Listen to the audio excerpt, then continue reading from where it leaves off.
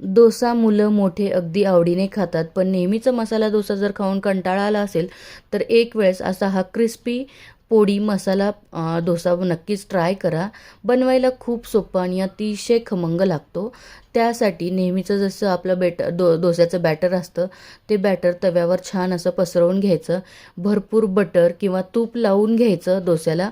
त्यानंतर आपला जो सिक्रेट मसाला आहे, जो गन पावडर किंवा पोडी मसाला म्हणतात, तो या डोस्यावर छान असा पसरवून घ्यायचा. याचा फुल व्हिडिओ मी तुमच्यासोबत ऑलरेडी शेअर केलेला आहे. चॅनलचं जे नाव दिसते त्याच्या खाली जे त्रिकोण दिसते, तुम्हाला तिथे लिंक भेटून जाईल. पूर्ण व्हिडिओ चॅनलवर जाऊन नक्की बघा.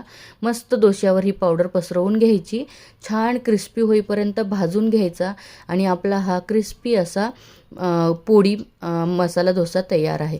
कुठल्याही चटणीची भाजीची गरज नाही. बनवून बघा, नक्कीच आवडेल. पुन्हा भेटूया नवीन एका व्हिडिओसोबत. धन्यवाद.